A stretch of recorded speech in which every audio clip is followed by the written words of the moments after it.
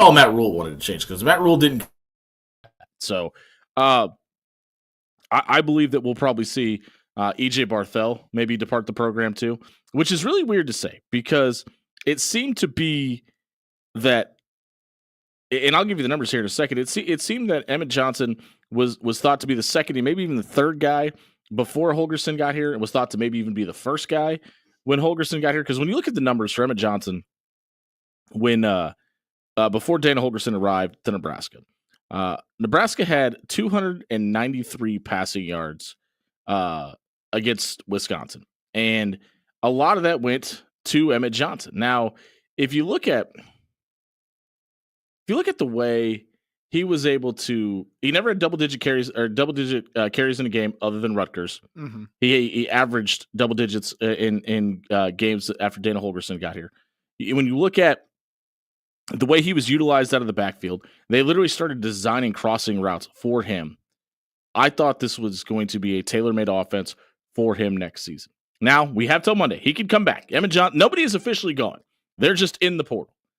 And you've had the benefit to be able to let guys come back in the past, and I wonder how much chopping down the roster space is going to change that narrative. And you almost have to say, okay, well, if you're going to throw your name in, you've got to go because there's not room for it here anymore. Yeah, we're in such a weird period of college football where we have to cut the roster size down to 105. Yes. To 105. And,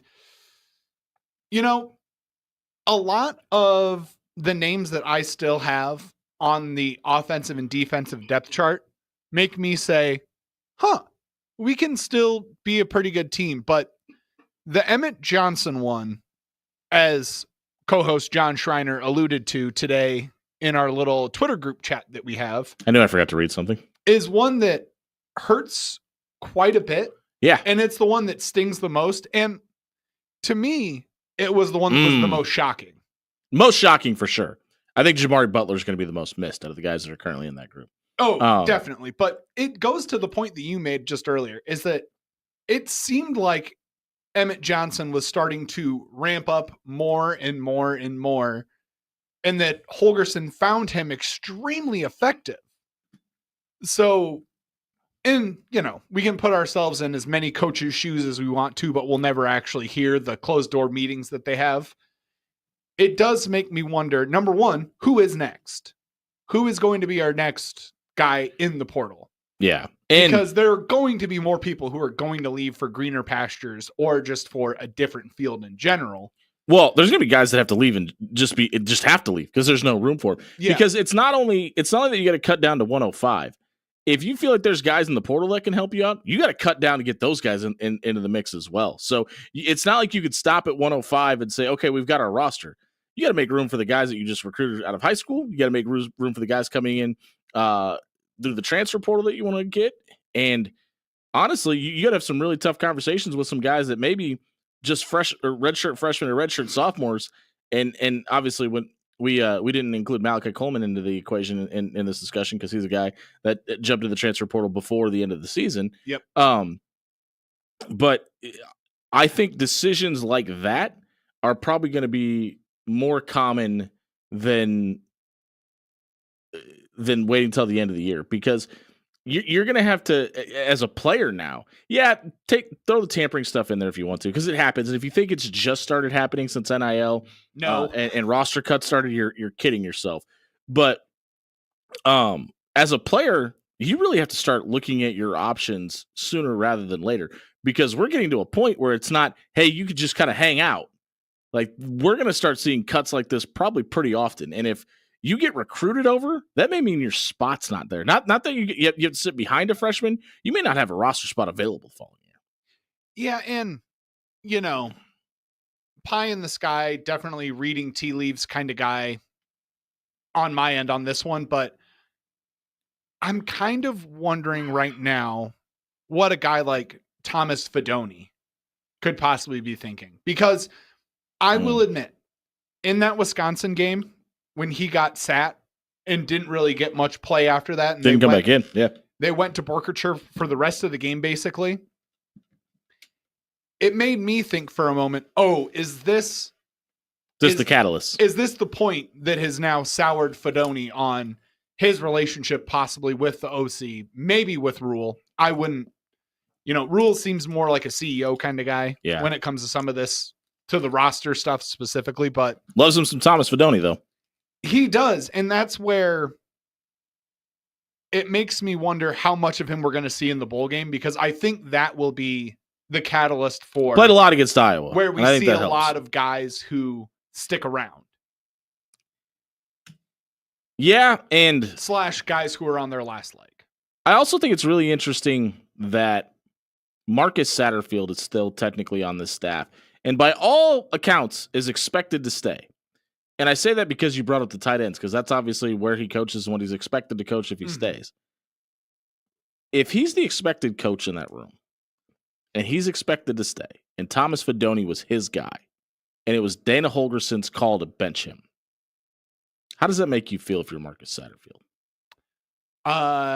Not great. Yeah, and not great. I don't think Matt Rule wants that notion to be echoed to his guys that are position coaches either. Also, just looking at, I guess it's the 2 deep or technically the 3 deep that has been redded out by Bulvk shirts. Yes. That I have referenced quite a bit up to this point. Outside of all of the change that we've had this week, the one thing that is starting to get to me is I am seeing a lot of linemen with the letters FR and SO. Yeah. Next to their names. Right, but you're also talking about guys like Gunnar Gatula and Grant Bricks and guys that were very heavily recruited. Yeah. Sam Sledge.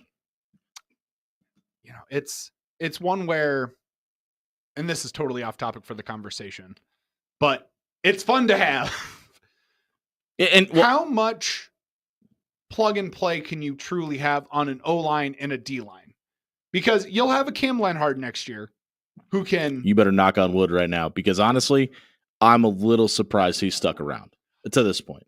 But he may want to play in the bowl game and do all that. Maybe some guys just need some new shoes. They're going to get those. But I say that a little tongue-in-cheek, but yeah. But it's true. But he's a guy. It's swag. But he's a guy that had a little bit of a regression year. I mean, a freshman All-American a year ago, and then was kind of a guy in the mix. Now, I think he obviously has the raw talent to be a guy that's a major contributor next year if he sticks around. But I think it's going to matter who the defensive coordinator is. And honestly, roster management may be a part of that decision too, because when you have a guy like Rob Dvorak kind of sitting in the wings, and he's one of the most respected guys that younger position coaches in the country. That listen, I don't think Christian Jones goes to Nebraska without Rob Dvorak there as that coach. So it's one of those things that depends on how much you want to continue to manage the roster that you have versus what does this team need, right? So yeah. A lot of that is going to be subject to what your thoughts are for this team going forward, because names have been thrown out there like Scott Simmons, the DC at SMU. And what does that look like if they don't win the ACC championship game and don't make the playoffs? Is that if it is Scott Simmons, is he a guy that's here maybe sooner rather than later? Or if they do win and he wants to coach, are you willing to wait that long to see if he can go off and win a national championship? The name that's been thrown out there that's really interesting to me is Tony Gibson. He's the DC at NC State. He was one of the candidates for the head coach of the Charlotte job, turned it down, but he was Dana Holgerson's DC at West Virginia. And so there's obviously some ties there. And Simmons is expected, I believe, expected to at least be considered to interview for the job. I don't know if Tony Gibson has necessarily been contacted at all, but I really think, and I want to get to the YouTube chat really quick because we got a couple questions too. I do. I think EJ Barthel, and I say this because Dana Holgerson called him out directly and said, I had to have a conversation with the running back coach about the running backs hitting the hole. If that happens too many times, you probably don't stick around after that. And it'll be interesting to see if, and the running backs did look way better by the end of the season. And it'll be up to Matt Rule and Dana Holgerson to determine if that's coaching or the system fixed the problem. So we'll see. And I would be surprised because his name is a name that was thrown around a lot. And I also think Ed Foley's going to be on the staff next year. Now, will he have anything to do with the special teams? I will be amazed. But they need somebody to kind of put the net around the state of Nebraska and be that ambassador. And he was great at that. But when you look at the guys in state that Nebraska was able to run to land, Ed Foley was almost not at all involved in their recruiting. So I think you have him out there as the ambassador to the state, but let him just be Ed Foley and not necessarily coach. And I know some people don't want to hear that, but I think that's what they're going to do with Ed Foley. And then, sorry, there was another question. Yeah, about Satterfield and his pay. Ken says Satterfield's probably going to be forced to resign. That's a lot of money they would have to shell out for if they fire Satterfield without cause. Yeah, and him and Matt Rule have a really good relationship, and he may be willing to restructure that contract to just coach the tight ends. He's not making the money he was making as an OC. Mm-hmm. Excuse me. But he'll get. I apologize. I'm a little bit under the weather, and I apologize for coughing there. But he'll get what he deserves. Yeah, and that's one thing that Matt Rule does is take care of his guys. So we'll see how that all shakes out.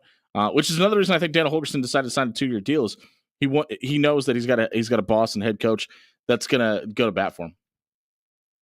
Oh, I thought you had a question. I'm sorry. Oh no, I was just making sure that our layout made sense. You're over there. I'm over here. Yes. On the screen, like a true dork. I'm making sure that everything makes sense. And fun fact, it doesn't. Hey, can we kill the studio camera? Does that need to be up, or that's for the stream, right? It is for the stream. Okay. Yes. Well, we appreciate everybody joining us in the stream. We got a great show lined up for you tonight. The Tampa Bay Rays, are they coming to Omaha? Please. A writer at the Wall Street Journal thinks so. We're going to tell you who that is, what that has to look like on the other side of the break. Plus, the Wahoo Warriors are in our lobby right now. They're waiting for us. They will be in studio at 6:30.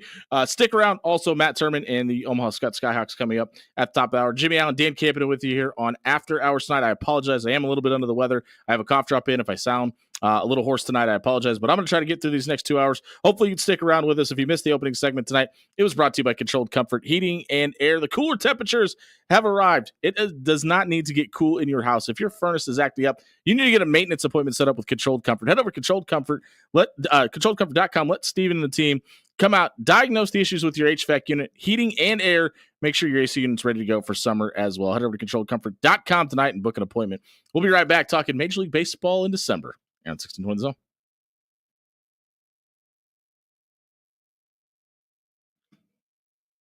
Hey, everybody, it's Jimmy Allen here for Jerry Ryan Clothing and Sportswear. It's hoop season, and Jerry Ryan has you covered. They've got the best from Mizzen and Main, Cutter and Buck, Johnny O, and the best sports shirts you're going to find. You put them through the wash, they come out the exact same way you put them in. They're nice and stretchy, they're comfortable, they're slim fit, and fit for you at Jerry Ryan. Stop by. They've also got the exclusive deal on the Tommy Bahama polos for the lady in your life. That's right. They have the exclusive women's Tommy Bahama polo with Billy the Blue Jay on it. Stop by 78th and Dodge. Jerry Ryan's been dressing Omaha for over 50 years.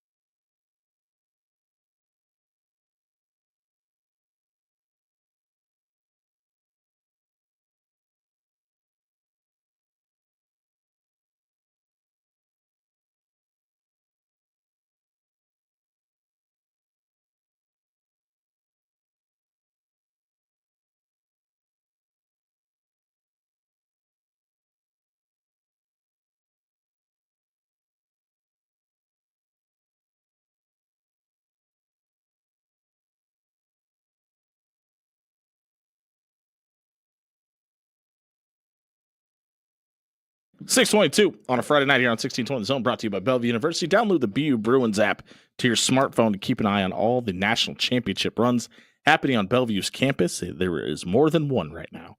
Trish Sedlick's volleyball team getting ready to play in the round of 8, and our good friend Markeith Preston and his men's soccer club ready to play in the round of 8 tomorrow as well.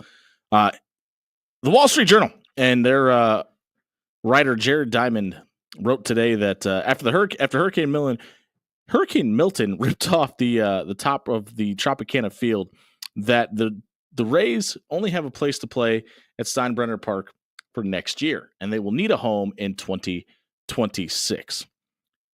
Reportedly, people close to the situation feel like the home of the College World Series is an option. Anybody that may be listening to this radio station that doesn't know what that is, that's Omaha. That happens at Charles Schwab Field, the home of the Creighton Blue Jays as well. KETV, however, has reached out to Mecca, and the people at Mecca in Gene Stothart's office have not been contacted by the Rays. So it seems like this may not be exactly true, but I ask you this, Dan Campion. Mm-hmm. Is there a possibility that if you're the Omaha folks, and this has happened, that you want to play this as close to the vest and you don't want to let this get out that this is in the works? Oh, you're definitely playing this close to the vest. If I was Mayor Gene Stothart's office right now and someone reached out to me and said, there's a good chance that we're not going to be able to get into our stadium until 27.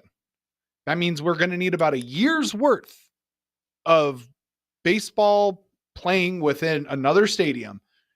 We are interested in you because you have the people who would fill the stadium.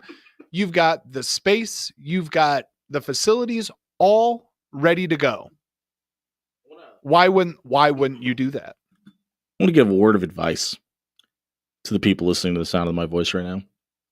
If this happens and you all of a sudden develop alligator arm syndrome and you can't reach into your pocket for your wallet to buy a ticket and go to a game, don't ever call this radio station and ask why we can't get a Big Four program, why there's no pro possibilities in the city of Omaha. Because this city has been so good about when the NBA shows up for preseason games. It was so good when the G League came through. This is the opportunity for all the people who got excited when the discussion started happening about the NHL coming to Omaha. If you want to guarantee that to happen, start talking to your friends with money and start making sure that, A, this is the preamble to it, because it's going to be a selling point and a jumping off point to show that Omaha is ready for the next level. And, excuse me, sorry.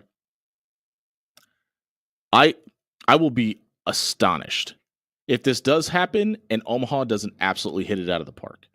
And the Rays don't become one of the top 5 most attended teams in the country at that point. Warner Park gets a ton of attendance, and Marty and that crew does a really good job out there. And I'm kind of interested to see how he would feel about this, by the way, because I can't imagine the Royals would be overly thrilled either. Okay. But Omaha's always been a baseball town. I was going to say, so to play the devil's advocate a little bit for Marty Cordero, sure, in general, if you have more eyes on a Major League Baseball team in your town, I want to assume partially that like rising tides could raise all ships. Good point. Because you've got more eyes on the MLB team, which also means that you probably have more eyes on your team as well and your prospects that are within your organization. So I think from a monetary standpoint for the players and the teams of the Omaha Storm Chasers, I think that would help them out quite a bit. Yeah, and it's just a matter of not oversaturating the market and overkill, right? And yeah, I think Warner Park, Marty Cordero does a good enough job, and this is a self-admitted claim. They do a good enough job putting a show on that a baseball game tends to happen at. And so it's not necessarily apples to apples in comparison, but there's always that possibility of overkill. But it sounds like it's closer to being a possibility than it ever was. And it's very interesting that both Major League Baseball and National Hockey League attention has been drawn to Omaha over the last couple of 4 months. And it's, I mean, ever since I've been a young wee child, it's something that this town has just always clamored for. Yeah. We've wanted an MLB team. At one point, we wanted an NBA team. At least that's something that I've clamored for before. We had one. See, and it's so weird because people like poo-poo the NBA around here But I think that the three leagues that would do the best is the National Basketball Association, National Hockey League, and Major League Soccer. Because there's nothing else in that space that takes your attention away at that level around here. Mm-hmm. And I think it would be the most successful. Hey, if you missed that segment tonight, check it out at soundcloud.com/afterhour1620. It was brought to you by 402 Barbecue. You can stop by 84th and Spring Monday through Saturday from 11 to 6. Try mine and John's personal favorite. It's the Cadillac sandwich. And your day can't be bad if you have a B-Rad, according to Dan Campion. Stop by 84th and Spring. Tell Kelly and the crew at 402 Barbecue. You heard about them on After Hours. She's going to throw in a free soda to the purchase and the mention of our show. It's 402 Barbecue. Stop by 84th and Spring and grab lunch tomorrow. We're talking Class C1 football with the champions, the Wahoo Warriors. And then set the break here on 1620 Zone.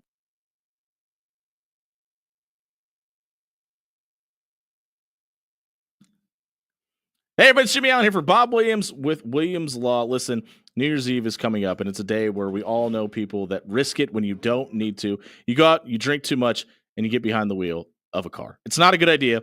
It's expensive, and it's dangerous. It's just not worth it. Don't do it. But if you or someone you love gets put in that situation and you do get a DUI, work with a lawyer of the caliber of Bob Williams with Williams Law. All you have to do is head over to WilliamsLawLLC.com tonight. Bob and his team are going to sit down with you, walk you through the process of a DUI, explain your rights, and get you ready for court. More importantly, they're going to do it for free. It's a free, no-obligation legal consultation to make sure they're the right team to work with you. Head over to WilliamsLawLLC.com and book that free, no-obligation legal consultation tonight.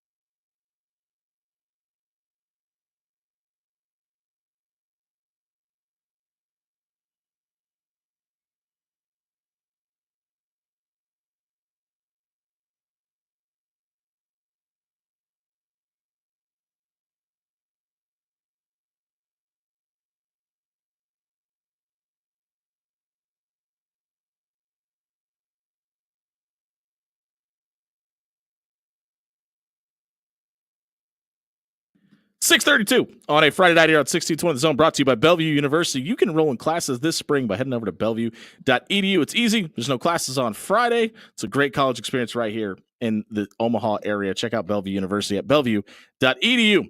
The Kings of Class C1 are in studio with us tonight. The Wahoo Warriors make their debut on After Hours tonight. Their head coach, Chad Fox, joins us. He's got Braylon Iverson, Jake Scanlon, and Sam Markson with him tonight. Coach, congratulations on a state championship, and thanks for being here. Yeah, thanks for having us. Hey, That's awesome. Dan, is this mic on? Should be. Okay, let's try this again. Coach, thanks for being here. We appreciate it. You bet. All Thanks right, for having us. there we go. Yeah, try to get a little I bit gotta lean closer into for it. me. Yeah. A perfect season, 13-0. Why was this team the team to go perfect this year? You know, they kind of had a target on their back all year because we were 12-1 last year, got beat in the state finals, but had a lot of returning starters, and these guys were very determined that they wanted to get back to Memorial Stadium. And when we got down there, we knew we wanted to take care of business. And these guys, again, they kept to the plan and did everything we asked, and they were very focused. And like I said, our preparation all year long was great, and they earned what they got this year. How much of that experience a year ago in the loss to Boone Central, having the travel situation, being at Memorial Stadium, understanding what the day looked like, prepared you for this year? Yeah, I mean, very much so. It was very familiar for us. We were playing in a different time slot because we had to play the afternoon game as opposed to the morning game. But it was very familiar. I think when we walked into the stadium, it felt like we were just there, a year ago. And, it didn't feel like that long ago, actually. But, the familiarity definitely played in our favor, I think. And, these guys just handled it the right way. They never got rattled. We didn't have a start to the game that we were hoping for. We were struggling a little bit there in the first quarter and had to get a turnover to get our first score. And yeah, you got a turnover too. Yeah, just a couple. But once we got it rolling, it was it moved in our favor real quick. Runners up a year ago, champions this year. Why has this 2-year run been so special to you personally? Probably because you got guys like these guys here that we brought tonight, and then there's of course a few others that couldn't make it tonight because of winter sports and stuff. But these guys were just very coachable. They're great kids, and they're just very, very coachable, and they understand what it takes to be a champion, and that just makes, as coaches, that makes it very easy to do your job. And that's probably why coaches can say what they want about being successful, but you got to have great players if you want to have a great team. And these guys, like I said, took care of business this year, and they've been a joy to coach. We talk about community a lot on this show, especially when we talk about Omaha metro area teams, because it seems like community is a little bit harder to find when you're in a bigger city like this. Mm-hmm. What's the response from the community from Wahoo been like from a year ago all the way up until this run and then after the state title? Yeah, I mean, Wahoo's a very special place. If you look at our programs across the board, very, very successful. Even with the other school in town, very successful. There's always somebody playing at the state tournament. Are we allowed to talk about those guys? Sure. Okay. You can go ahead and talk about them. But we, the community itself just takes a tremendous amount of pride in their sports and their athletics. And that support is just unbelievable. I didn't quite understand it when I got to town, 23 years ago. But now being there and my kids being brought up in it and everything, you can tell it's just definitely a special place. And these guys, even talking on the way in, talked about how, they were in kindergarten together. And then here they are, they're capping their senior year with a state championship in football, and how special that is. And growing up together and playing youth football together and middle school football and all that stuff. And it just makes it that much more special. What's the best part about being the head coach at Wahoo? Oh, I think we're spoiled with great athletes. And like I said, some of the things I just alluded to with the community, the support that you get, it's just a great place to be. And I'm very, very lucky and blessed to be there. Well, let's talk to some of those athletes that you're spoiled by. Braylon Iverson joins us in studio tonight. All district state champion. Was it the perfect end of your senior season? Oh, yeah, for sure. There's no other goal in mind other than getting back to Memorial and capitalizing on what we couldn't last year. So being able to pave the path there and kind of dominate along the way was huge for us. We kind of hinted at it with Coach.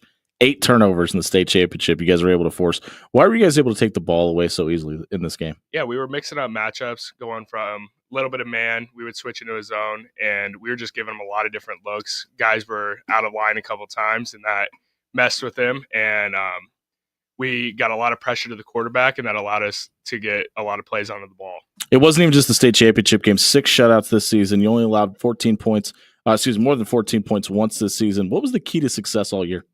We play with a lot of physicality and speed. A lot of us like to go make big plays or hustle the ball, and that kind of, you can see it from watching us. We have 11 guys at the ball every single time, and it's kind of hard to get yards after contact when you got 3 dudes draped around you. You leave Wahoo a state champion. You played with these guys since you were in kindergarten. What's next for you after high school? Probably just go on to college, potentially play some football, study some business, and make a life for myself. Any idea where you'd like to go? University of Omaha if I don't play football. Sure. If I play football, maybe Dort University. Okay. Why UNO? Just want to stay close to home? Stay close to home. Got nice facilities, nice campus. Sure. All right. Well, thanks for being here tonight. We appreciate it. We'll go over to Jake. Jake Scanlon joins us in studio as well tonight. Jake, you make all district and Class C1 as well. For you, your acts on the defensive side of the ball, what does that mean for you to be an all conference member on the defensive side of the ball to start things? Yeah, I've made it twice before for offense, so this summer I really try to focus on, being better on the defensive side of the ball. And I think it was good to know that all the hard work kind of just paid off toward the end of the year. The guys not on the line usually get all the celebration time. What was your favorite thing about celebrating a state title after the game? That you could say on air. Keep in mind, this is a family show. Probably just going. We have this little get together after, and the community can come, your family can come, all the players are there. There's good food. I don't know. I think that was Your favorite thing to eat was. We have a good restaurant in town, Acapulco. Acapulco. Shout out to Acapulco. We'll give them a free plug. Heck yeah. There was chicken and rice and cheese dip, so I ate a lot of that. Fantastic. Hey, I want to ask you about something because you tweeted about it, and something that guys like me get paid to talk about at nauseam when it happens. Nebraska didn't shake Iowa's hand in the game in Iowa City on Black Friday this year. You tweeted about it. It's something we've discussed. What was your thought on it, and why was it something you felt like you needed to put out in the ether? Well, obviously it didn't work out for him very well. That's a good take. Yep. And I don't know. I think kind of just my dad has always kind of instilled in me that, it's good to be a good football player, but it's a lot more important to be a good man and respectable athlete. What's your dad's name? Mike. Shout out to Mike. Hopefully you're listening. Shout out to Mike. Dirty Mike. A perfect season, a state title. You still have track to get to by the end of your senior year. What does life after high school look like for you, and are you excited about your last track season? Yeah, I'm super excited about track. I think I'm probably going to leave sports behind, close that chapter of my life, and then move on to college. In college, do you know where college is yet, or is that a decision you still have to make? I'd like to go to UNO. Okay. What do you throw in track, right? Yep. What competitions do you participate in? Shot and discus. What would it mean to walk out with 2 state championships in your senior? That'd be pretty special. Pretty awesome. Good luck this spring, buddy. We appreciate you Thank being you. here tonight. We'll wrap up the players by talking to Sam Markson, who joins us in studio as well. Sam, 3 tackles in the state championship game. What did it mean to you to hear your name called Memorial Stadium? Go to a lot of Husker games as a kid. I got season tickets with my dad. What's your dad's name? Matt. Shout out to Matt. Hopefully Matt's listening as well. Go there, dream about playing there, and of course got the opportunity. So it's just nice to see. Do you know why Braylon didn't credit his parents tonight at all, or is that just something that he forgot to do? It's just how Braylon His dad's a coach. That's Oh, why. okay. There it is. Okay. Hey, walk me through what it looks like on the sideline and really out on the field. 1, 2, 3, 4, 8 turnovers in a state championship game. What does the conversation sound like when those start to pile up? Just you got to capitalize on them. We knew we couldn't relax after the first couple, get complacent, and the opportunities were there to get more turnovers. So we're gonna take them. You guys walk out of the 2024 season as runner-ups. Why was the 2025 class the class be able to win state title? And why was it Braylon's dad? No, I'm just go ahead. Sorry.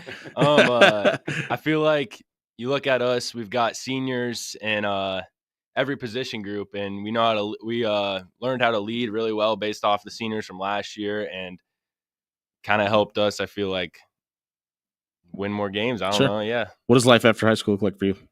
Got baseball this spring. Sure. And then gonna mow some lawns. All right. Go to SEC in Lincoln. Okay. Is baseball more your thing? It kind of help. No, I'm more of a football guy. Okay. All right. Well, hey man, thanks for being here. Congratulations on the championship, Coach. We'll go back over to you to wrap this up. We're catching up with the champions of Class C1. Chad Fox, the head coach of Wahoo, and the Warriors are in studio with us. What does the class of 2025 mean to you? Yeah, this is a special group. They've been with us their sophomore year. A lot of them were on the field playing for us because we were lower numbers with our upperclassmen during that time. So these guys have played a lot of snaps for us. So we're going to really miss them next year when they do graduate. And they're just a real special group. Again, very coachable kids. They were kids that did a great job leading this team.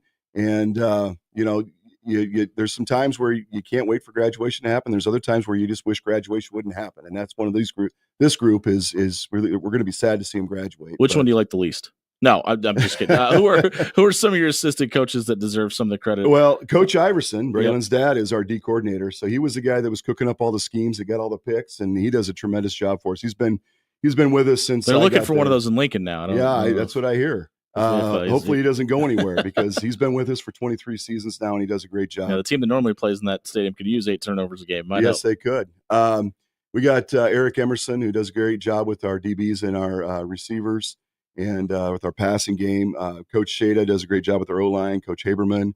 Coach Zatolka does our quarterbacks and DBs.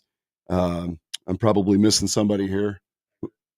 Oh, Coach Verbka, he does our linebackers and running backs. Coach Gottschalk, we got a lot of volunteers. Coach Egger, and Coach Dave also came and helped with our O-line this year. So we got a good group of dudes that I get some credit for this, but we're only as good as our assistant coaches, and we're only as good as our players. Is there anybody behind the scenes that helps with administration wise or anything that deserves credit? Administration wise, Coach Barry is our AD, and he does a tremendous job with making sure things go smooth on a Friday night.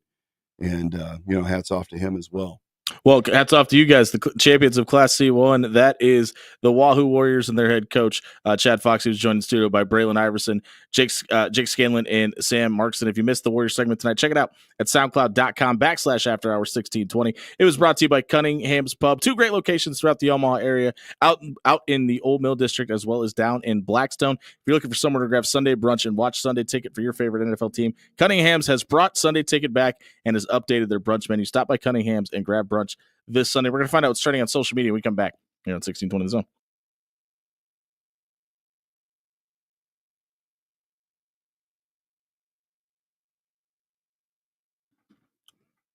Hey, everybody, it's Jimmy Allen here for Forsman's Finest Decks. It's going to get up into the 60s tomorrow, and it seems like that's happening more and more in the month of December. If you want to be able to enjoy the outdoor atmosphere while keeping the indoor heat, you can do that with the 3 Seasons room brought to you by Forsman's Finest Decks. All you got to do is head over to forsmansfinest.com, have your dream deck built, and add a 3 Seasons room to your house. Maybe one of each, maybe add both. It'll upgrade the value of your house in a big, big way. Check out forsmansfinest.com and have your 3 Seasons room built in 2025.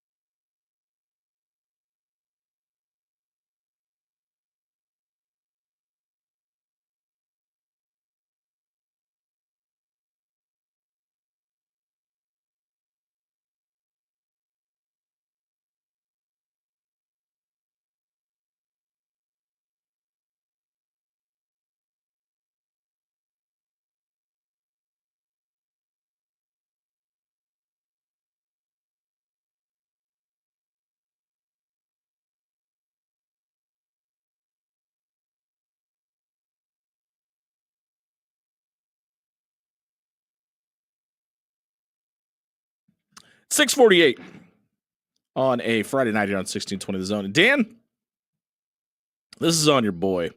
Forgot to tell you to cue this up. There was a tweet sent out last night about 10:45 p.m. By a friend of the show.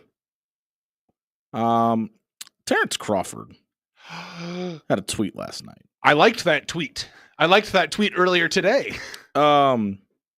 And I didn't tell you to cue anything up, so I'm going to go. I don't mean to step on your toes here. This is the After Hours Lounge brought to you by Bellevue University. I was just going to relive my emotional turmoil and pain that I have and living deep inside of me. This is what I was trying to save you from, too. So, Terrence Crawford tweets out last night, 2025, I will show the world once again how great I am. What is that emoji at the end? It looked like a purple heart. No, it's like the devil horns with the smiley face type thing. Oh, it's like a rock star smile. I don't know what he's going for there. It's like a demon smiley face. Yeah, there you go. Bud, get at me. Let me know what you're trying to say with the emoji. Not typically an emoji guy either. I was a little surprised to see that. But there was a lot of references in the comments, and I don't know if you looked. I don't know if you went through the comments, but a lot of people were mentioning Memorial Stadium, and we've kind of talked about the possibility of that happening. Yep, that has been mentioned. He didn't respond to a lot of those. You know, he did respond to a lot of the tweets about Canelo. Oh, and I listen. I think Terrence Crawford fights in Memorial Stadium by the time he's done boxing? Yes, I think it will be his swan song. I think he will try. I think he will fight a Memorial for his last fight of his career when he decides to hang it up and walk away from boxing professionally forever. I don't think that happens before that moment. There is a fight out there with Canelo Alvarez that still has a tremendous amount of money involved with it, and that kind of comes along with fighting Canelo Alvarez. But also nowadays, that comes along with fighting Terrence Crawford. Look at BMO Stadium back in July. He's gotten to the point in his career, he's obviously had the tremendous amount of success, four world championships of 4 different weight classes. I don't know if it is in Terrence Crawford's best interest to fight anybody other than Canelo Alvarez. And I say that, and it's not because I don't think he could beat anybody else. It's not because I don't want to see him get that one in the loss column before he gets to Canelo, because obviously Canelo already has a couple in his. But I just feel like he's reached the point in his career where he has more to lose than he has to gain. And yeah, he beat Israel Madrimov, in my opinion, pretty convincingly. But it was the first time in 9 fights he hasn't been able to finish the guy he was fighting. In case anybody was wondering, that's a lot in boxing, by the way. But he dropped in the pound for pound list, and I think a lot of people looked at it and said, well, maybe Terrence Crawford isn't able to move up weight classes and dominate the way that we thought that he kind of has what he was able to do with Spence. He was able to do it at 140. He was able to do it at 147. And I think people just really underestimated how good Israel Madrimov is as well. But as we know, I was going to say, famously, as said pre-fight, well, he's not that good of a fighter, and Bud should take care of him handily. After fight, Bud says, I never said he was a bad fighter, folks. Well, he's a very good fighter, and he fought very well tonight. And I just won. And what I'm about to say, I'm not taking anything away from the Madrimov camp, but as the people in this room can attest to, there were a lot of hiccups along the way in that weekend. And I really wonder how much that played into a role in that fight as well. But for everybody that's speculating that the 2025 tweet had anything to do with Memorial Stadium, I would pump the brakes, because I don't think that's the case. I believe that the Canelo Alvarez talks have probably come back to the table because Canelo hasn't booked a fight either. And this is kind of what it looked like when they lined up the Errol Spence fight. Is Bud sent out a very similar tweet to this. And I don't think he's talking about being great unless there's somebody pretty great across the ring from him. So I would stay tuned. Excuse me. Yeah, this seems like one of those Bud Crawford moments where he's saying a little to say a lot. in classic fighter fashion. Yeah, this is very, very, very short code for stay tuned. Speaking of being stay tuned, Matt Turman, the head coach of the Omaha Skutt Skyhawks and his team that won Class B are going to be in studio next week. Come back. If you missed that segment, check it out at soundcloud.com/afterhours1620. It was brought to you by our friends at Pixel Fire Marketing. If you're the decision maker in your company, Google your business right now. Do you like what you see? Do you see the Google reviews that you've earned? If not, you could fix all that. Head over to pixelfiremarketing.com. Work with Courtney and the crew. They will update your Google business profile. They'll make sure you own it outright as well and engage your brand online. Check out pixelfiremarketing.com for more details tonight. We'll be right back talking Skyhawks football here on 1620 The Zone.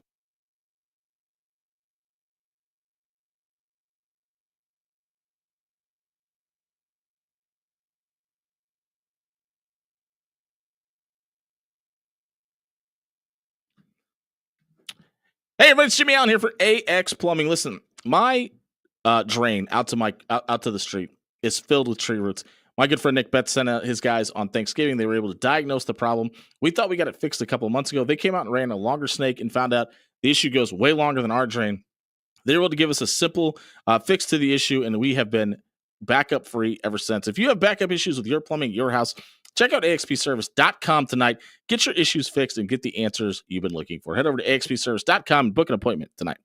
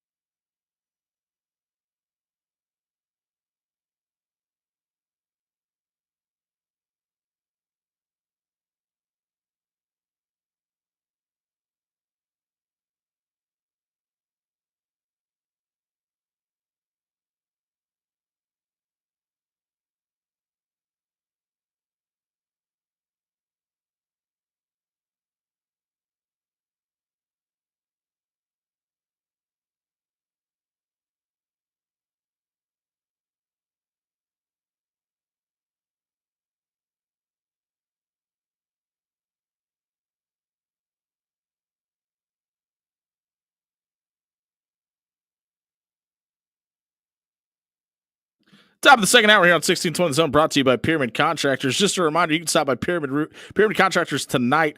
They have their annual Give to Scatter's Joy Acres tonight. Stop by if you can make a donation. They're accepting blankets, pillows, and animal pet food as well. Scattered Joy Acres is a great nonprofit here in Nebraska. Joining us in the studio are the Kings of Class B. Matt Turman, the head coach of the Omaha Skutt Skyhawks, has brought Joe Kaliga, George Hassenstab, and Ty Miller with him tonight. Coach, appreciate you being here. Thank you. Thank you so much. Congratulations on a state championship, 12-1 in the season. You went 6 in a row to wrap it up. Why was this team able to capture this state championship? I just think they had a never say die attitude. You know, we had a game in the middle of the season where we played Elkhorn North, and I think the coaching staff and the players thought that one got away from us a little bit, but we couldn't really, can't get that one back. Yeah. Well, and we couldn't dwell on it much because the next week was Bennington coming to our home. A little bit of history field. there. Yeah, so I think that kind of maybe lit a little bit of a fire and kind of drove us to getting better at the end of the season. What do you take away from that loss to Elkhorn North that you were able to look at the film or maybe even a moment in the game, make portable to the rest of the season, use as a learning experience? One of the biggest things was just how important it was to take care of the football. Sure. I mean, and that sounds like a coaching cliche. It really is, but wins games, loses them too. Yeah, if you win the turnover battle, you got a great chance to win. And our team did a really good job of that. And that was one game where we didn't. So, that was the biggest thing. Just take care of the football because we have the talent to win any game we're in if we can just take care of the little mistakes. You brought Joe, George, and Ty with you tonight. We talked about Dylan and Luke, but they obviously have prior obligations. Like, you just talk about how important they were to this team this season too. Well, the senior class was just pretty special. Sure. These with Dylan and Luke Van Dyke, they're playing basketball right now. So, but those two, along with these three tonight, were our captains, and they just our team fed off of those guys. We had a small senior class that, smaller than we've typically had in the last 10 to 12 years. And that group of guys, though, they gelled really well. They got along really well. And they just led by example so well that it just kind of drove our team to success. When you're at Skutt and you guys have to, obviously you get the enrollment you do being a private institution. Like when you see those numbers drop, does that ever give you cause for concern, or is it a matter of, hey, enrollment's different every year? It's different every year. It's kind of interesting because next year we'll have about a normal size, but our sophomore class this year is really big. There's 30 some kids in it, and our freshman will be a good problem to have in 2 years. Yeah. Yeah. So I think the numbers are good for our size of school, and hopefully that can continue. We talked about Bennington a minute ago. Obviously, state championship a year ago. You get to see him again this year. Coach Lenhard runs a great program out there. What has that rivalry been like with Bennington from a coaching standpoint, or do you leave that stuff to the fans and the coach and the kids? Well, I don't know if we talked a lot about the rivalry with our players and stuff. We never brought up the revenge factor or anything from the year before. I just think it was our kids wanted to get the job done, and that's what we were going to do. We know that that's a good program. We know that they've had a lot of success, and for a long time before they kind of hit that success, it was the tables were kind of turned a little bit, and then they won for their 3 years in a row, and I was glad this year we could finally get see if those tables can stay on this side for a little while. Exactly. We'll talk to a couple of those players to help turn those tables around. Joe Kaliga joins us in studio tonight. Joe, go ahead and step up and grab the microphone right there. You have an incredible coach. You can stay sitting right there because you had the last one as well. You have an incredible season. You do it all over the field. Wide out corner kicker. You not only bring home a state title, but you win the Jet Award for Mr. Football in the state of Nebraska. Hurrdat names you the Player of the Year as well.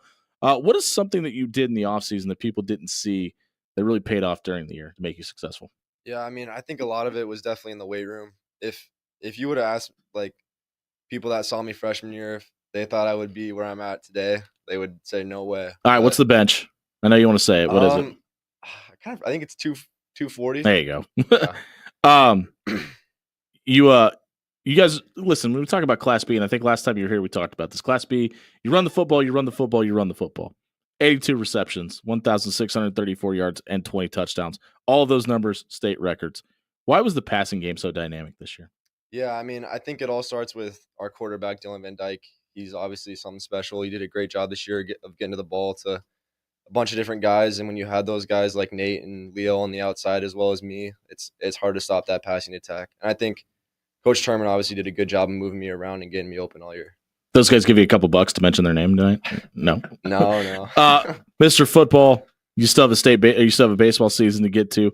What does life after high school look like for you? And can you already determine your senior season a success because of the state title? Yeah, I mean, it's kind of funny. Last year, after my junior season of football and baseball, I was kind of thinking about pursuing baseball in college, but after this senior season of football, it's pretty hard not to, Sure. want to continue that. So I'm thinking football. Do you have a dream school? I mean, obviously, walking on at UNL would be amazing. Sure. But it's gonna be a little hard with the roster cuts and everything. So, Yeah, and that's going away too, and that's just really unfortunate. yeah. What does it mean for you to be able to walk out of Scott as a state champion? It means the world to me, especially as a senior. And I think, us seniors work so hard for this. I know a lot of guys don't get the credit they deserve, but they worked hard all off season. And, I think just kind of the fact that it was Bennington in the state championship was kind of the cherry on top. Oh, Coach said you guys don't talk about that. But I mean, obviously, that's been a story of your 4 years at Scott. Favorite moment from after the championship, celebration wise, what was it? Probably that hug with Coach Turman. Sure. Maybe you guys can get one of those in before you guys get in. Joe, congratulations on all the success. Thanks for being here tonight. George, we'll go over to you. George Hotstop with us tonight as well. For you, George, when we talk about the ground game this year, and it was a ground game by committee, and you guys did it with a bunch of guys in the backfield. Why was it so dynamic? We just talked to Joe about the passing game, but you guys got it done on the ground as well. What was so dynamic about the running game this year? Yeah, to have a great run game, you need a great offensive line. And I'm not going to lie, we were pretty nervous at the start of the season because a lot of our starters last year were seniors. That got echoed when we had you guys in before the season too. Yeah, a lot of our starters were seniors in the line, but our line picked it up, worked hard in practice, and just played every game great. What the hell's going on with your guys' hair? Yeah, it's a tradition. We always dye it blonde every playoffs, and yeah, I love it. I knew that. I just wanted to make sure we got that out there because people are asking on the stream. What did this team learn a year ago in that state runner-up situation that helped this team win a title this year, in your opinion? I really think we learned from our mistakes, because last year our game plan was to run the ball, and you obviously know Bennington's defensive line is just really great. So this year we really focused on the pass game, and with Dylan Van Dyke and Joe Kaliga and all the other receivers, they did great. When you guys score almost 40 points a game, the offense is going to get a ton of attention, obviously. What was so good about this defense that was special this year? Just the chemistry, We had great friendship, and every practice would fly around, be electric, just have fun. A big part of that was Luke Van Dyke. He was really the leader to our defense. People in the YouTube chat are also pointing out that Coach Turman's hair is still the same color. It is. Do you have a thought on that? Yeah, he only dyed it last year, but Okay. this year he kept it the same. Well, it ended up in a state championship, so maybe that's the way to go, Coach. George, what does life after high school look like for you? Not gonna lie, probably college, probably Lincoln. All my siblings went there, so I'm most likely going to go to Lincoln for college. Well, congratulations on all the success, and thanks for being here tonight. Ty, we'll go over to you to wrap up the player portion. So we're catching up the Scott Skyhawks Class B state champions in football this year. Ty Miller is with us tonight. Ty, we talked about it with Joe. We talked about it with George. The run game at Scott has been something of legend. What does it mean to you to be one of the guys who kind of paves the way for that to happen? Yeah, it was such a fun year with our offense this year. We could really do anything, run the ball, pass the ball. And it was a good time to be on offense. And our offensive line was so fun to be around. We practiced hard and we worked hard together, and we had a good camaraderie. Were you one of those guys that George was worried about at the beginning of the season, or were you pretty buttoned up? You know what? I probably was. We asked him about it, and but it was good to be on defense too, and you guys helped fuel that offense with a couple turnovers. I know you guys were talking about it when we walked in. What was so good about your defensive line this year as well? I think Coach Scott came in. He was a big part to that. He had a lot going for us. He taught us a lot this year. Thankful for him, but I think it was our willingness to fly around, get to the football as a defense too.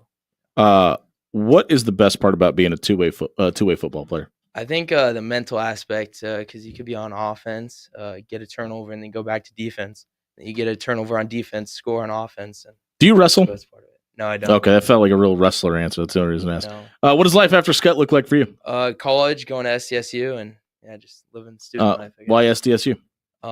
Just like the community up there. It's fun. Parents happy you're going to be gone, or are they going to be missing? Yeah, they probably want me out of the house. Todd, thanks for being here, man. We Thank appreciate you. it. Congratulations on the state title. And we're catching up with the Skyhawks of Omaha, Scott, and their head coach, Matt Turman, here on 1620 The Zone. What does the class of 2025 mean to you? Wow, that's a good question. They're just a special group. I'm really going to miss their competitiveness. None of them have personalities, and that kind of sucks. Obviously, can you tell? But I'm just going to miss their competitiveness. That they brought that every day to the practice field. It was just a lot of fun to go to practice and just be around this group of guys. You know, they when the first team defense was there and going, or first team offense, or our offensive guys. They're getting us the Twitter accounts that you didn't know about. Sorry. Gotcha. So, but they would go in and they would go against our first team defense. You know, Dylan Van Dyke and Sure. some of the other guys that weren't starting on the defensive side were going in, giving the defense the best look they could, and you know, they were excited when they could get 5 or 6 yards against the starting defense, and that competitiveness that played out in practice just showed up in the games. I wanted to ask you about this because we brought it up with the guys at Wahoo off air, and it was something I wanted to bring up. We kind of talked about it with your players. Obviously, you have a fondness for the walk-on program in Lincoln for an obvious tie there. But what does it mean to the coaching staffs in Nebraska to kind of see that go away? For me, it's kind of depressing, Yeah. actually. You know, I had an opportunity, which you know, as a 165-pound kid from a Class C school, you know, I didn't know if I'd ever get. You're back down to college weight, huh? Yeah, and so well, and so that and you know, sometimes you get those walk-ons and they go down there and they kind of, you know, they don't get that chance that I Sure. did. So I was thankful for that, but I think we have some guys that are pretty special right now that could thrive in that position. And with the roster cuts, I just don't know if that's going to ever be a thing that comes back. Does that make your job tougher at all as a head coach in the state?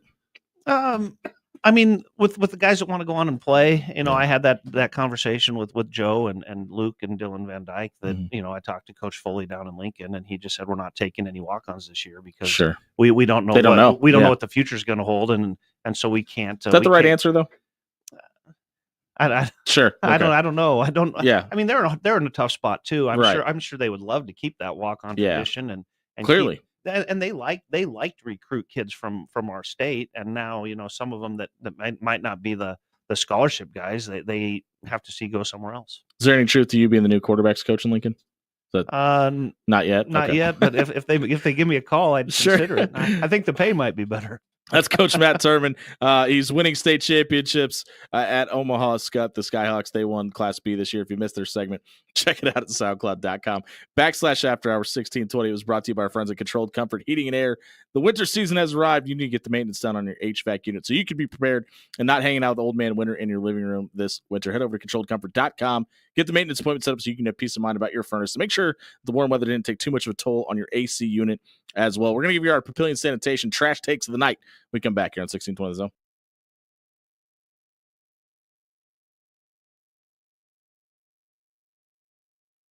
Hey, everybody, it's Jimmy Allen here for our friend Bob Williams at Williams Law. If you or one of your loved ones needs to be defended because they've been wrongfully accused of somebody or something, or maybe you're facing a DUI charge and you have a lot of questions, maybe your son or daughter got into a little bit of too much trouble after homecoming this year, and someone else got them into the trouble and you don't have any idea of what the charges are they are facing, you need to work with a lawyer of the caliber of Bob Williams. Head over to WilliamsLawLLC.com. Bob's going to give you a free, no obligation legal consultation to walk you through your rights, explain the process, and get you ready for court. Head over to WilliamsLawLLC.com and book an appointment today.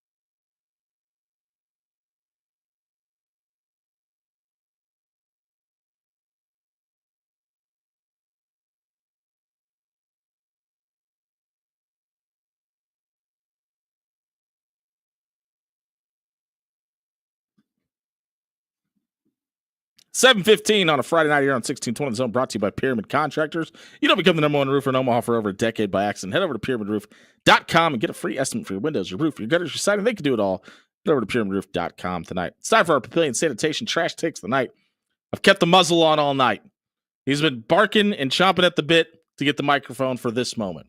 Yes, I have. Thank you, Jimmy. So there's a movie coming out called A Great Unknown or something of that manner. It is a Bob Dylan biopic. That biopic is starring Timothy Chalamet. And you know what? This is going to take two roads. And you told me this wasn't sports related. And I would have never guessed this is where this was going. To be fair, it will actually turn into sports related because I remembered the other portion of my trash take. It's two takes wrapped into one. A complete unknown, by the way. A complete unknown. Excuse me. How could I not remember that? I am a fan of Bob Dylan. I like Bob Dylan. I like his music. I like the state that he is from.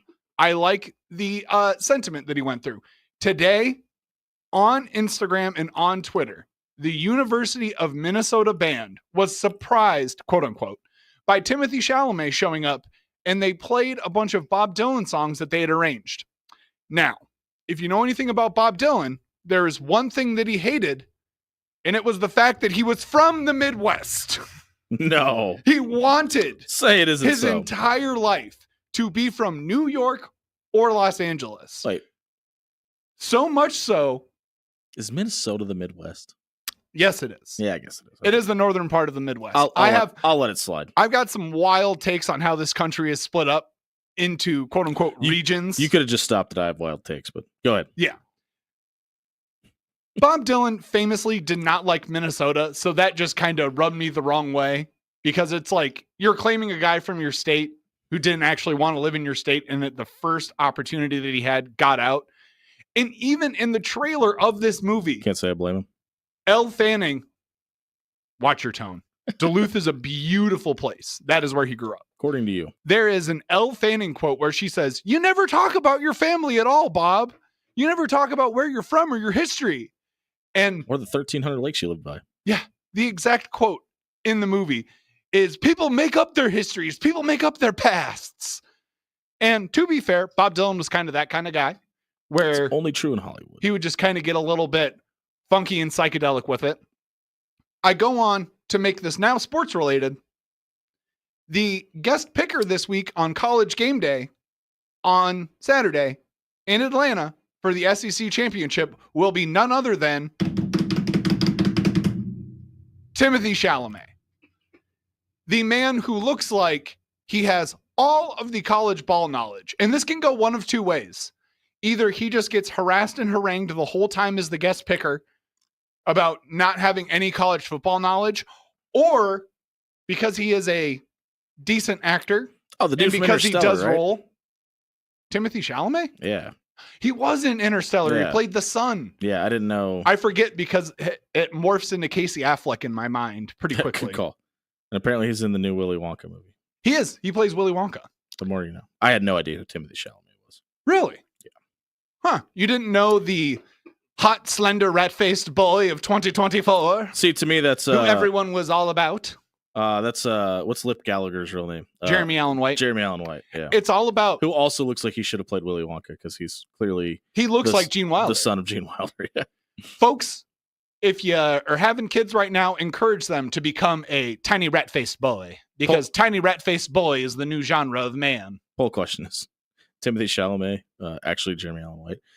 My trash take of the night is something that I talked about on the morning show today, but I just think I'm not putting this poll question up because people are like, "What the hell is this show?" Timothy Chalamet, rat-faced boy. And then serious, actual sports take. Yeah. We need to stop. We need to stop, Dan. Okay. We need to stop. I'll shut the stream down. Pretending like the success at Creighton is despite what Greg McDermott does as a coach. Because every time they lose a game, there's the discussion that let it fly is dead. You can't live and die by the three. This team is never going to win a national championship because of that. And then all they do is consistently make the tournament. Now they're consistently making it to the second weekend, and they're consistently beating top 5 teams. Within a 10-month span, they have knocked off 2 number 1 teams at home. They've gotten Kansas to agree to come to Omaha for a home-and-home series. They got Alabama to agree to come to a home-and-home series. And it has nothing to do with Creighton's move to the Big East. It has to do with the style of basketball that Creighton plays, and it's because of Greg McDermott.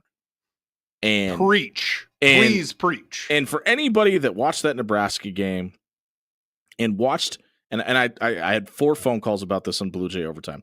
Watch that Nebraska game and blame the system on why Ryan Kalkbrenner only had 1 shot from the field. You did not know what you were watching.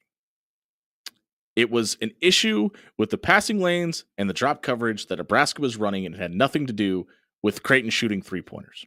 It had everything to do with the way Nebraska was playing defense. And you can't complain about the system when you lose and champion it when it wins. Because, excuse me, I don't know if you know this, Dan. It doesn't really matter what system you run. If you don't make 3-point shots in basketball and the other team does, they're typically going to beat you in those situations. You mean you have to score more points than the other team? Yeah, it's a weird concept. So that argument always blows my mind. And he's the winningest coach in program history. He's gotten you to an Elite Eight. He was a heartbeat away from a Final Four. He has won a regular season Big East championship. He has put his sail up and navigated you through the waters of the Big East. And I don't know if any of this is possible with a different head coach. I don't think this happens with Dana Altman if he stayed in Omaha. And okay, there's obviously other coaches out there, but I mean coaches that were available at the time that Mac was hired. And I think we need, like, he has reached the Bill Self level of he gets a pass when things don't go well. We have to stop doing that. And it's the same thing that we always sort of see in basketball too, that everybody can get got. It does not matter. Happens a lot. Where you are or who you are. And I would also like to point out. Number 2 also lost. Yes. On Wednesday, by the way. In the span of 10 months, we have knocked off the number 1 team twice. In the last 10 years, every single year during the regular season, we have beaten a top 10 team. Also, that is something to be said for Greg McDermott and for this quote unquote system that, shocker, is working. It works. And like when you look at the history of Creighton basketball, when you go from Korver to McDermott to Watson to Zagorowski to Ryan to Trey to Ryan Nembhard to Baylor Shireman to Trey Alexander to Ryan Kalkbrenner to Stephen Ashworth. They came here to play in the system. The system is attractive to shooters. Shooters want to come where they're allowed to shoot the basketball with free range. Like when you look at when you look at Jackson McAndrew, who is the highest rated recruit in Creighton history. And the fact that he's essentially stepping into the Baylor Shireman role from a year ago. He's not rebounding or playing defense like Baylor did. And we listen to Creighton the Athletics Hour if you want coverage on that, but that's neither here nor there. You don't get that guy without this system. You don't get that guy without Greg McDermott. And I'm a little biased. I loved me some Jalen Courtney Williams, and he was a lot of the reason why Ryan Kalkbrenner has had the success that he had at Creighton too. But Ryan came back for Mac. Stephen Ashworth came here to play for Greg McDermott. Yep. And I think because Mac does it the right way and puts the bird ahead of the name on the back of the jersey, that nobody gives him the credit he deserves, unless they lose. And there's always, and listen, haters are going to hate, and it happens. Yep.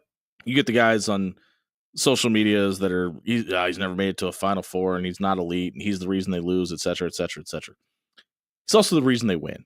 And no, he can't go out there and make shots and get buckets for you. But this system is one of the best in college basketball, not only offensively, but defensively. And there's not too many head coaches that can hang their hat on both of those statements. Yeah. And I will point out, for all of you nerds, dorks, and ne'er-do-wells who are listening right now, we love you.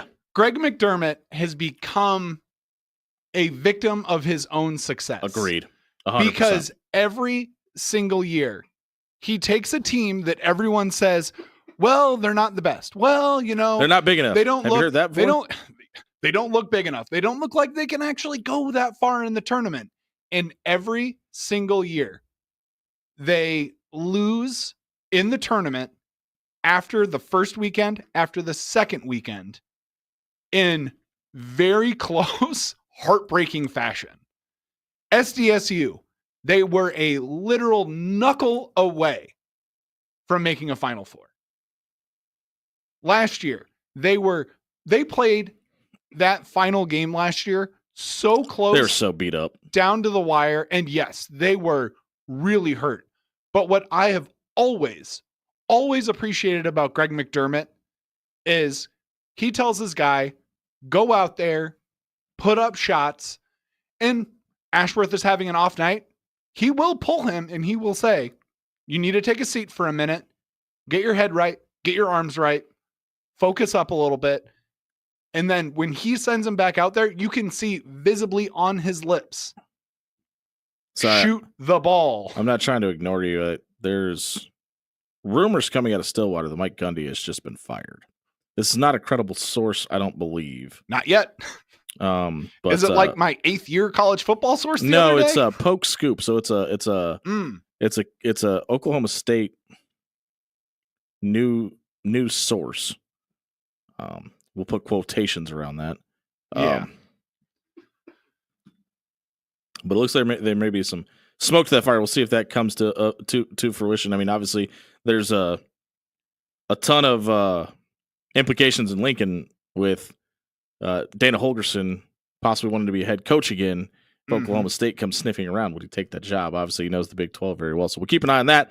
We're going to buy or sell on the weekend of college football. If it is, we'll get to all that and a whole lot more. If you missed this segment, check it out at soundcloud.com/afterhour1620. It was brought to you by Jerry Ryan Clothing and Sportswear. Maybe you're Mike Gundy and you need a suit.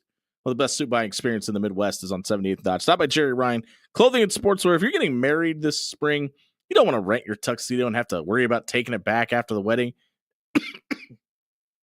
You and your groomsmen can head over to Jerry Ryan and buy your tuxedo, buy your suit for your big day. Stop by 70th and Dodge. They've been dressing Omaha for over 50 years. Dan Campen is going to talk to you about Pepper Jacks. Then we're talking college football championships on the other side of the break. We're in 620 Zone.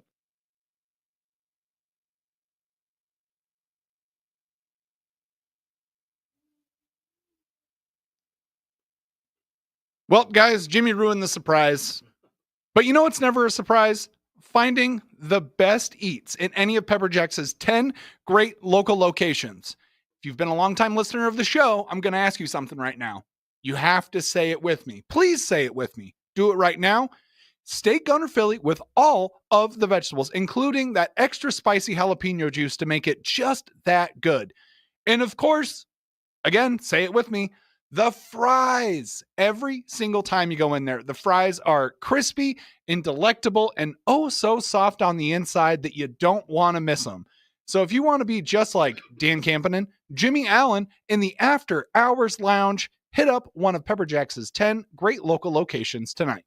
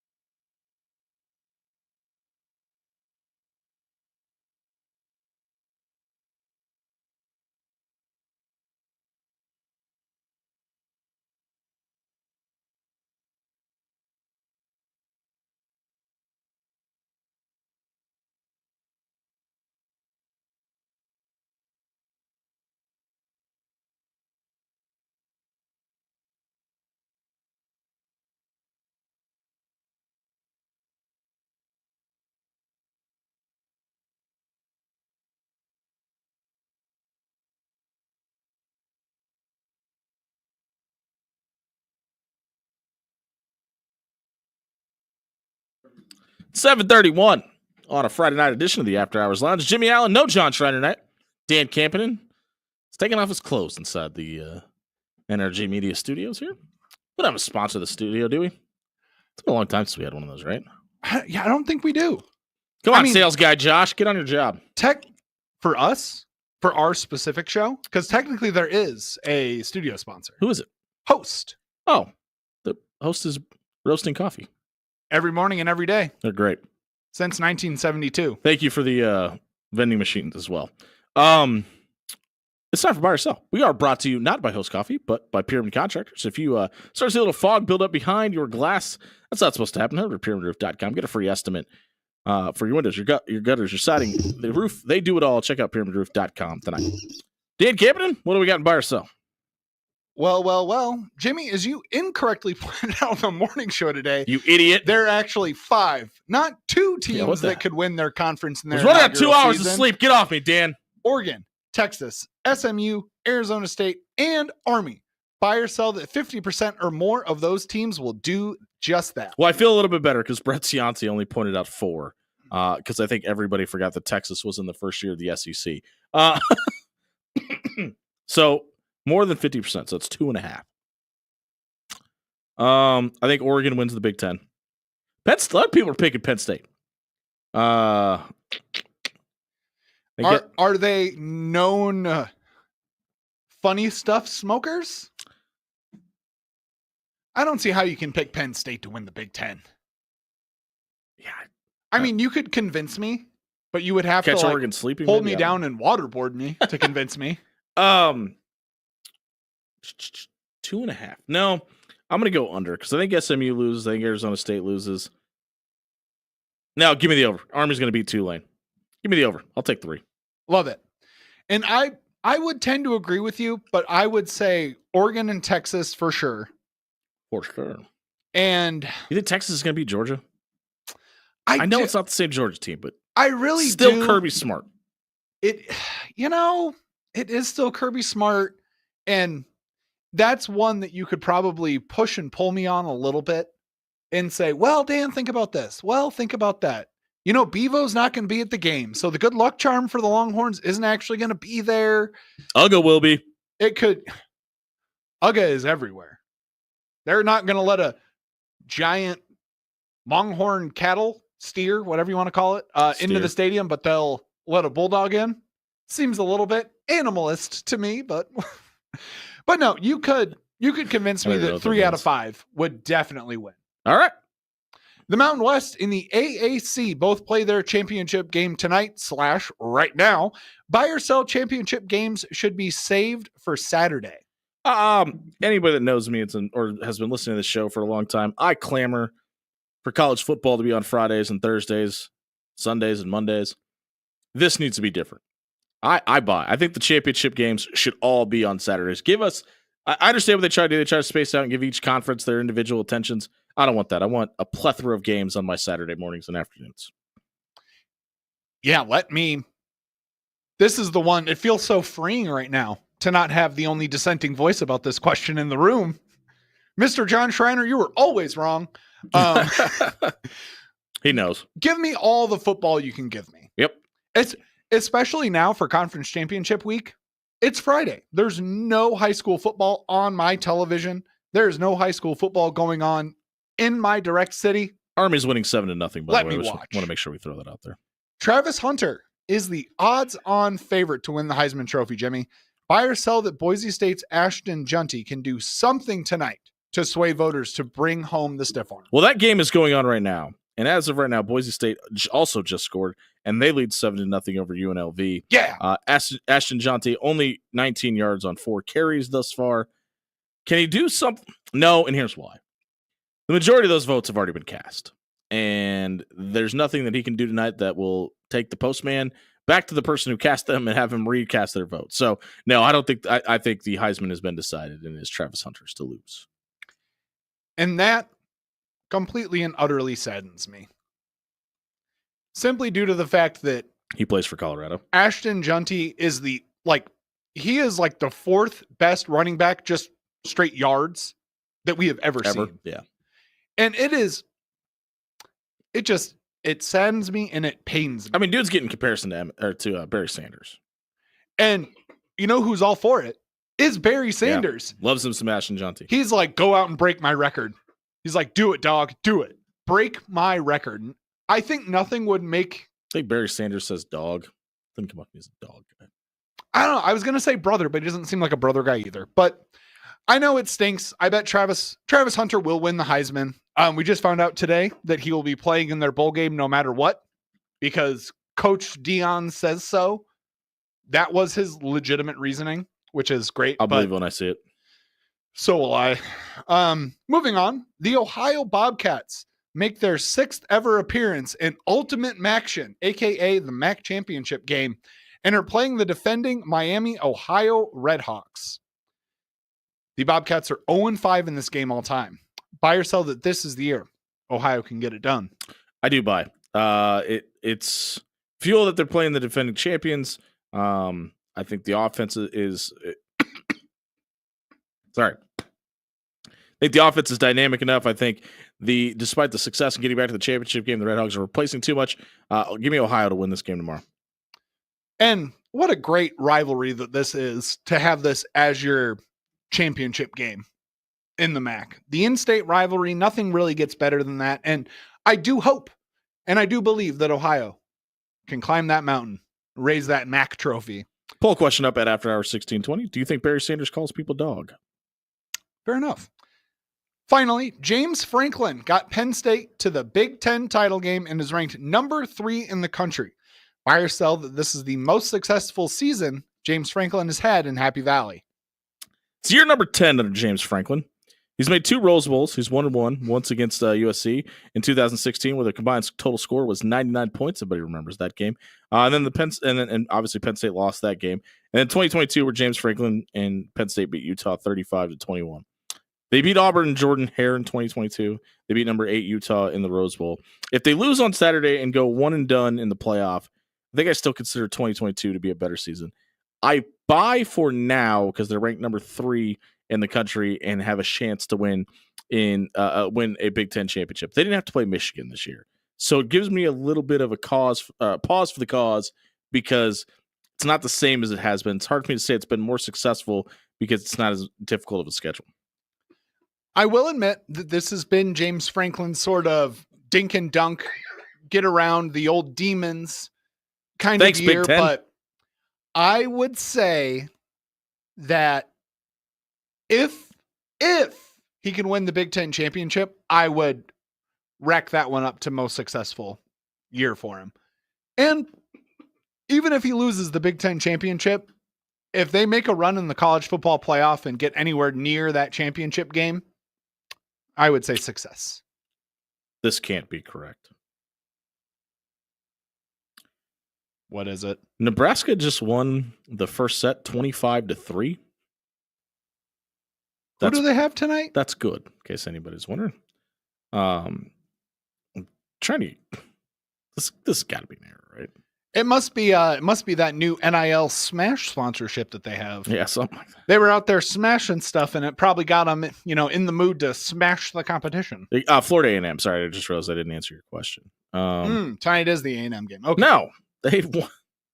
That is a correct score. How about that?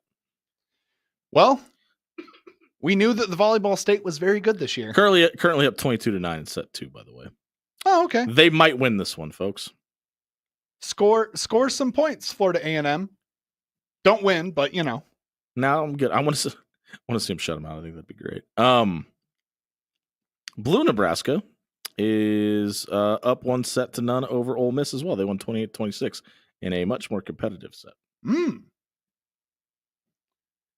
I mean, do we have? We've got some time here, Jimmy. Yeah, good. Can we talk for a moment about how? Let's cook. Haha, leads perfectly into what I was going to talk about, sort of. Christy Bernthal Booth. Kirsten. Oh, I do this every time. Yeah, that's not her name. Good. Sorry, good. KBB. That's her name. Just this squad that she has this year.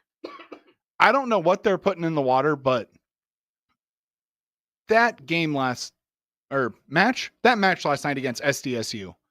Holy wah. it didn't. I mean, there was about 10 minutes there in that third set where I was like, ooh, uh-oh. Were you actually making those sounds? Yes.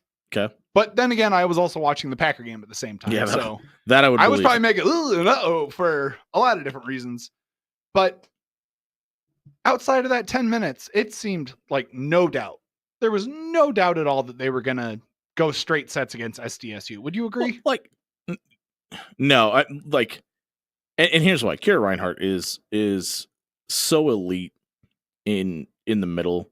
And I think that's what sets like teams like Louisville and Nebraska aside too. Mhm. And one of the reasons why I think Creighton got bested in those matchups because they have 2 or 3 at that elite level where Kira Reinhardt is kind of elite in her own right, and they've got really nice pieces around here. And it feels like over the last 5 years, like if you have an elite middle blocker, you have a chance to win the tournament and like be dominant in it. And that's why I think I think Creighton sweeps Ole Miss tonight, and I think Nebraska sweeps clearly Florida A&M today, but whoever they play tomorrow too for those reasons. So, Kirsten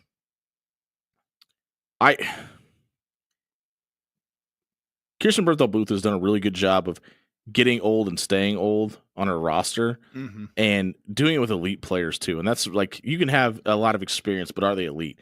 And they develop players young and they keep them around their roster. And I think that's why this Jays volleyball team is very good and probably going to sweep Ole Miss tonight, despite only winning the first set 28-26. But we'll try to keep you up to date on that, keep you up to date on the football action, and wrap up the show with Super Dogs on the other side of the break. If you missed this segment, check it out, SoundCloud.com/AfterHours1620. It was brought to you by our friends at Jerry Ryan Clothing and Sportswear. You got a big day coming up this spring. Are you getting married? Is your best friend getting married? Don't let them get a bad suit. Have them have the best suit buying experience in the Midwest. Stop by 78th and Dodge. Work with Dan and John and the crew. They'll get you fitted for your big day and make sure that you look great on your wedding day. Jerry Ryan Clothing and Sportswear is where I got my suit. It's where Dan got his suit. You don't want to get a secondary suit. You want to get the best suit. Stop by 78th and Dodge.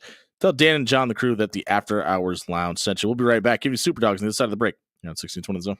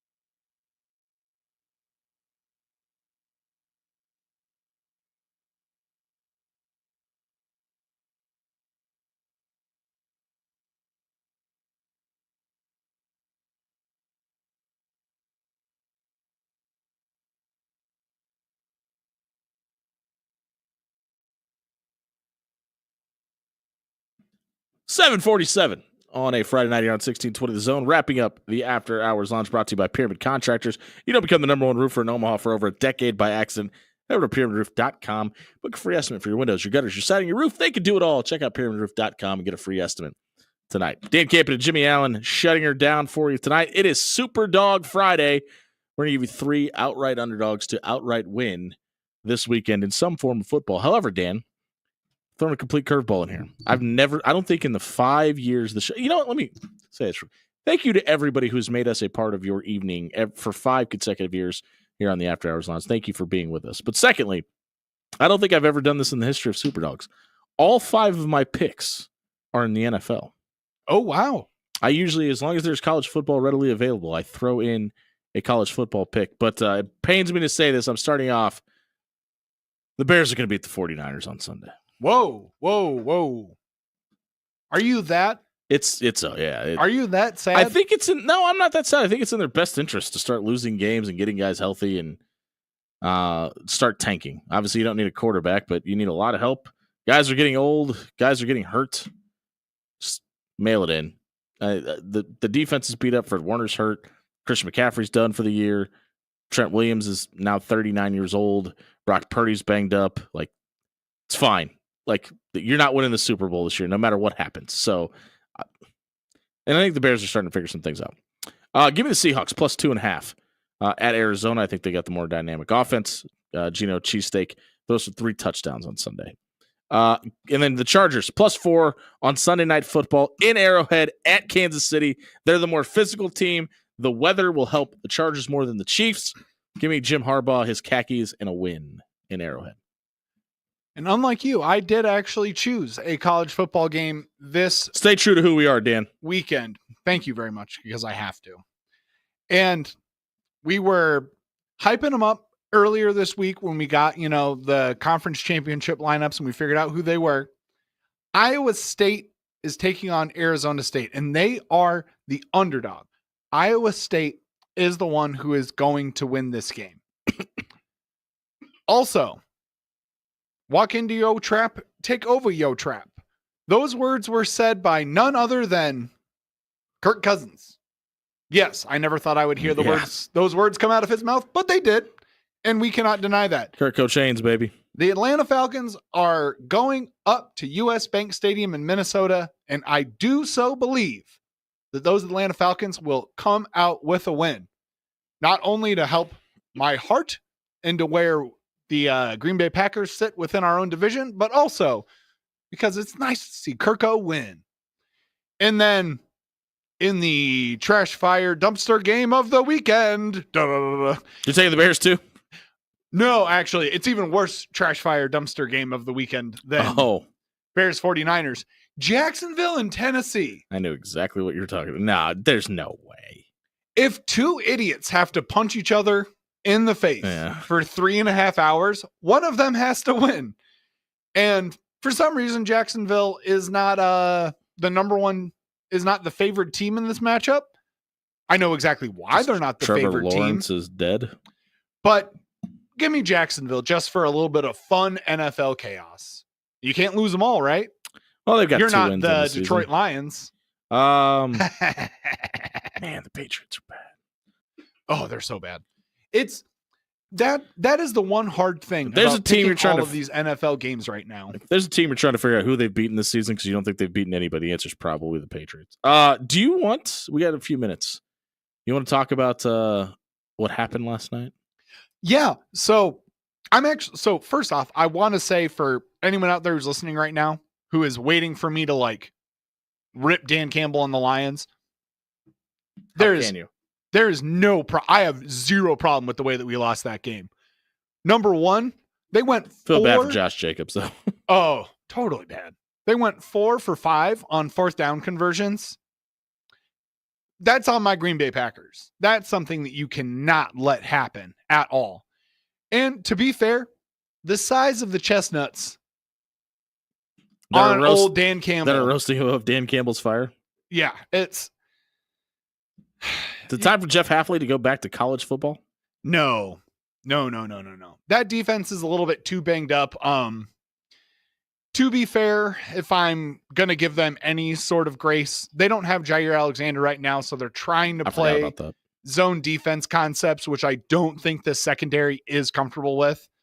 One of the younger secondaries in all of the NFL, too, so that never helps anyone.